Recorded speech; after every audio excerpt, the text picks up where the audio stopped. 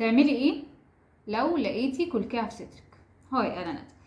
الفيديو ده مش نصيحه طبيه مطلقه، لازم حضرتك تراجعي مع دكتور قبل ما تاخدي اي قرار. الفيديو ده ما تعتمديش عليه، هو مجرد توضيح للخطوات اللي المفروض حضرتك تمشي عليها. الفيديو ده انا بعمله عشان خاطر اقول ايه الخطوات المظبوطه او ايه الخطوات الصح اللي المفروض نعملها لو اكتشفنا ان في كلكعه في الثدي او كلكعه في الصدر. تمام. المفروض نعمل ايه؟ المفروض انتي كست او كبنوته او ايا كان بتفحصي نفسك كل شهر بحركات دائريه على منطقه الثدي على الناحيتين وتحت الابط. تمام. فلو احنا لقينا ان في كلكعه او في افرازات او في حاجه كده جامده تحت ايدينا، مش بالضروره تبقى كلكعه صريحه، المفروض ان احنا بنروح للدكتور. تمام. بنروح للدكتور. الدكتور غالبا دكتور جراحه. دكتور الجراحه بيقول لنا ايه؟ لا نعمل اشعه ونعمل ايه؟ عينه باثولوجي، ده اللي هو انا تخصصي. تمام. فالمفروض ان انت حضرتك بعد ما تروحي للدكتور هتروحي تعملي الاشعه، وفي الاشعه هيقولوا لك يعني بصفه مبدئيه، لو هناك في دكتور هيقولك بصفه مبدئيه هي حاجه حميده ولا حاجه مقلقه خبيثه. طيب بعد كده المفروض وانت بتعملي الاشعه دي الف ب، تمام، وانت بتعملي الاشعه يقوموا واخدين عينه. العينه دي بتتبعت للباثولوجي. العينه دي بتبقى يدوب فتافيت او يعني زي كور كده، بيبقى حاجه رفيعه كده بتتاخد من الكلكعه وبتتبعت لمعمل انسجه. هم يقولوا لك المفروض تبعتي فين.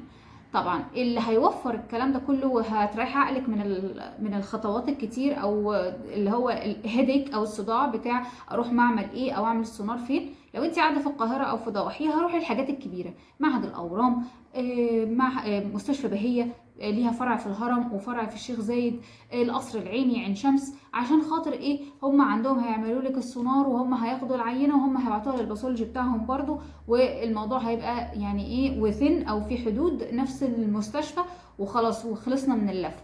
غير ان هو نفس المستشفى وخلصنا من اللف، غالبا ارائهم ان شاء الله مظبوطه، مش زي الدكاتره اللي ممكن تبقى في عيادات خاصه ممكن هو يبقى عنده خبرته هو بتخليه يتجه في اتجاهات غير اللي يعني معروف عالميا، او غير اللي الجايد لاينز يعني غير الحاجه اللي هي evidence based، او اللي هي عايزه اقولها بطريقه مبسطه، غير الطريقه اللي هي بينت ان اخطاء التشخيص فيها اقل.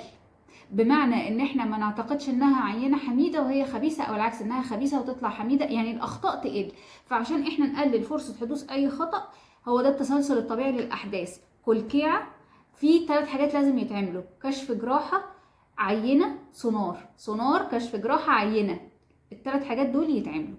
تمام. طيب عملنا السونار وعملنا العينه، خلاص عند الدكتور الخارجي، احنا مش في القاهرة، احنا بره، وعملناها بره خلاص، وعملناها عند الدكتور الخارجي.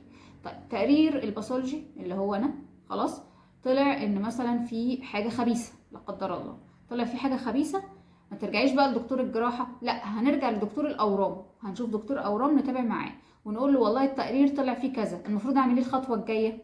لان بتوع الاورام هم اللي هيقولوا لك لا قدر الله لو هي حاجة خبيثة، هيقولوا لك لا هنعمل عمليه نستأصل الثدي كله، ولا لا هنعمل عمليه نشيل جزء من الثدي، ولا لا هنعمل عمليه ونشيل الكلكعه بس، مش هنشيل حاجه خالص غير الكلكعه بس، مش هنشيل لا جزء ولا استئصال كامل، او مش هنعمل عمليه خالص وهناخد كيماوي او هناخد اشعاعي او هناخد دواء هرموني بالفم، وبعد كده بعد ما ناخد كورس العلاج نشوف هنعمل عمليه ايه.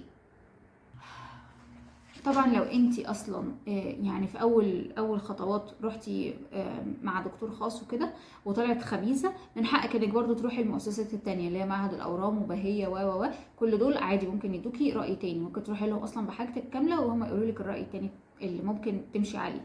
طيب افرض طلعت حميده، احنا كل ده اتكلمنا ان هي لو طلعت خبيثه، يعني لو كلكعه لو طلعت خبيثه هناخد راي تاني، والراي التاني ده بتاع دكتور اورام.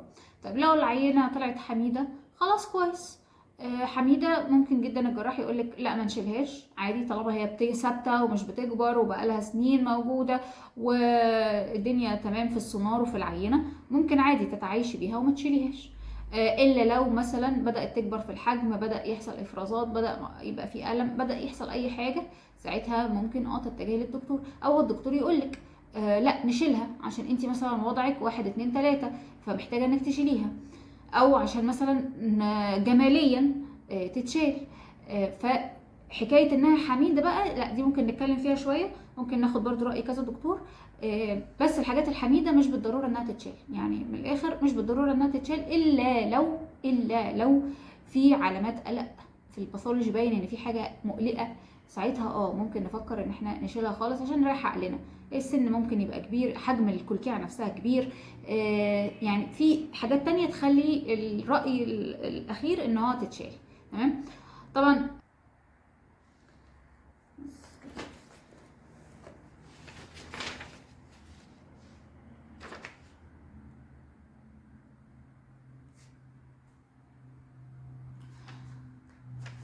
وبس كده، ده للتذكرة إن كل شهر نفحص نفسنا، ولو سنك فوق 45 50 الأحسن إنك تروحي تعملي سونار برضو عند بهية ببلاش، ويعني المكان جميل، والأحسن إنك انتي تبقي متابعة صحتك يعني.